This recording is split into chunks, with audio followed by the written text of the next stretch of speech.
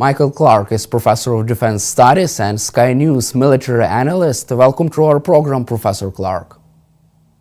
Hello, it's nice to be with you. Head of the British Army Admiral Sir Tony Radakin has warned that the world is on the brink of the third nuclear age.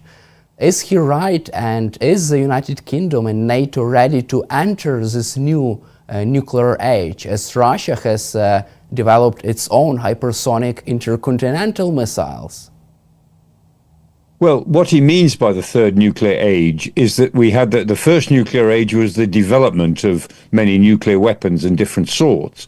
And the second nuclear age was an age of arms control, of restrictions and predictability, where we could live with it. And in reality, the nuclear balance between Russia and the United States hasn't changed significantly since the 1970s. So we've lived for 50 years now with the same technological balance between the superpowers and also in relation to European security.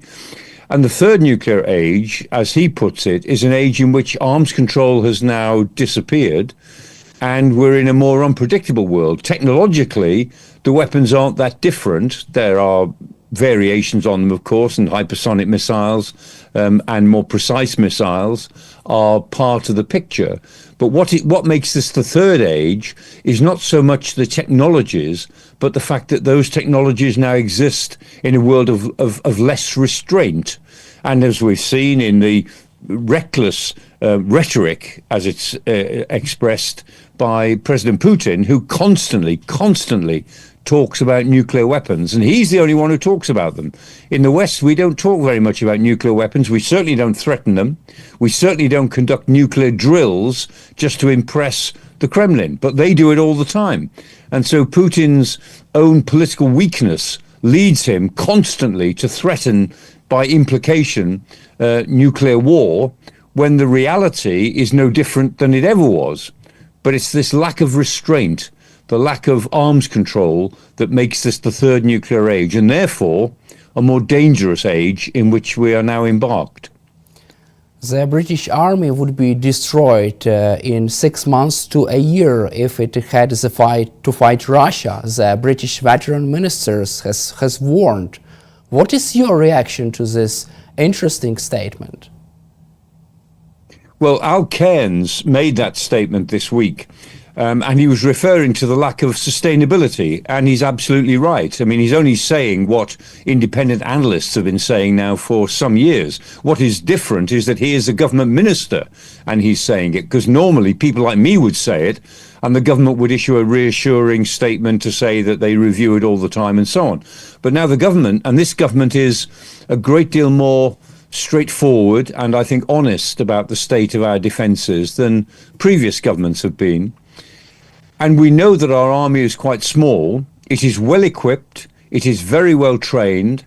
It has some of the best equipment in the world, but we have small numbers of everything, and our own stockpiles of ammunition and our stockpiles of necessary equipment and spares is now very, very low. And so it isn't just the army, but the Air Force and the Navy, even though they would perform very well in combat, would run out of ammunition in some cases within a few days. And so what he was saying is really not about the quality of the army, but about the problem of sustainability. And this government is committed to addressing that problem and doing something about sustainability in a big way. But how long it will take to build up ammunition stocks and spares is a difficult question. And the fact is we've let it go very low because we never expected to be in a war scenario. We've been good at operating. We can operate in the Red Sea, we can operate in Iraq and Afghanistan, we can operate in places like for training purposes in Canada and Kenya, we can operate in East Timor, we can operate in Sierra Leone in Africa. The British forces are very good at doing things they're given to do.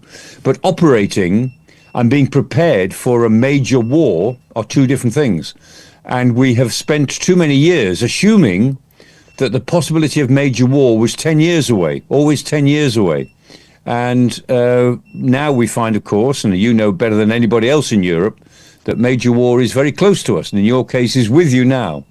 And so the transition in British thinking, official thinking, is between a military that is adequate to the operational tasks it is given, as opposed to a military that could sustain a potentially longer war.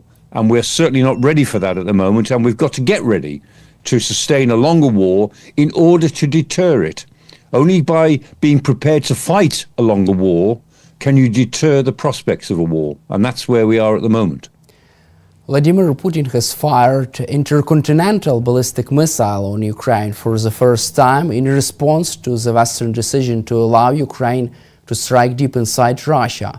What is your reaction and what is your take on NATO's vulnerability to such air threats? And does NATO have a military advantage over Russia in intercepting such missiles?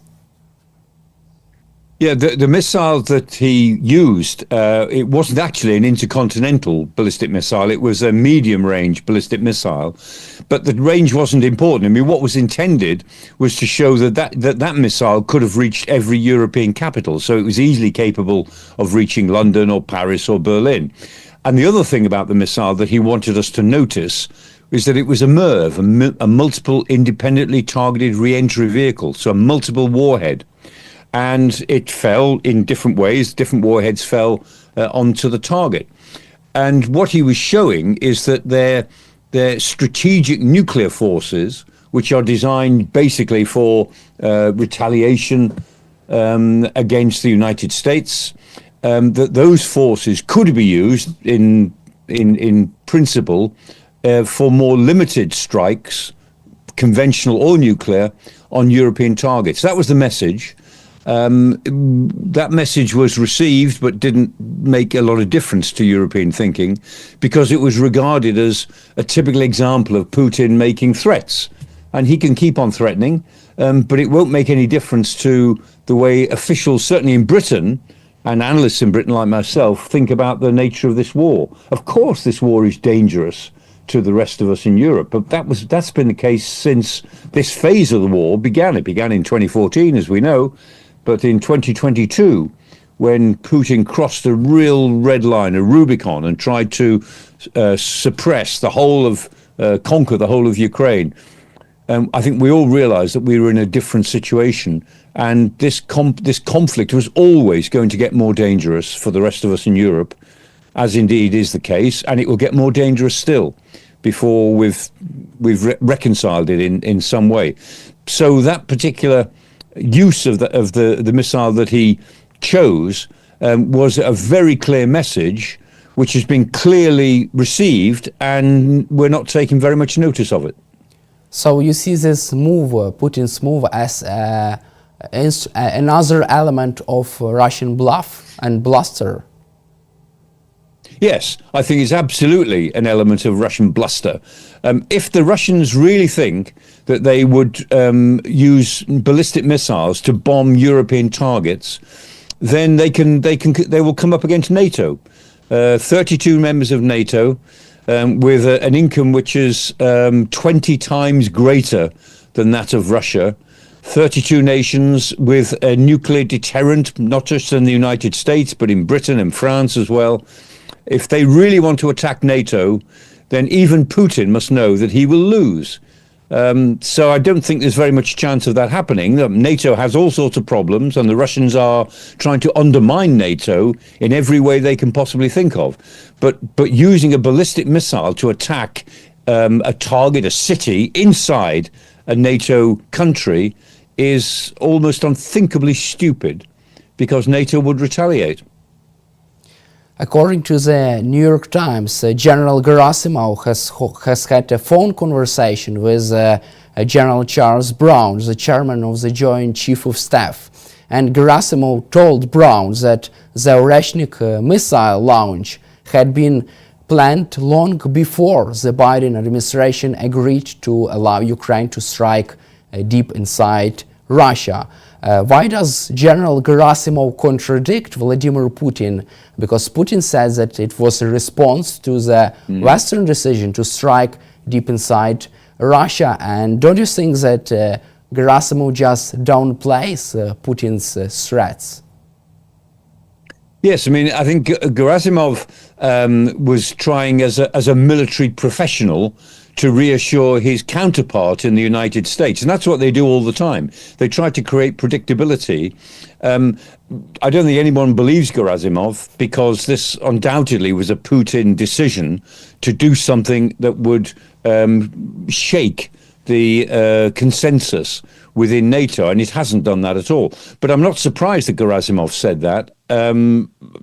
He can try and downplay the Putin message, but the Putin message is what it was, and it's what military professionals do all the time. They try to reassure each other so that there will not be a mistake, and that's not unreasonable. But in this case, it didn't make any difference, I don't think.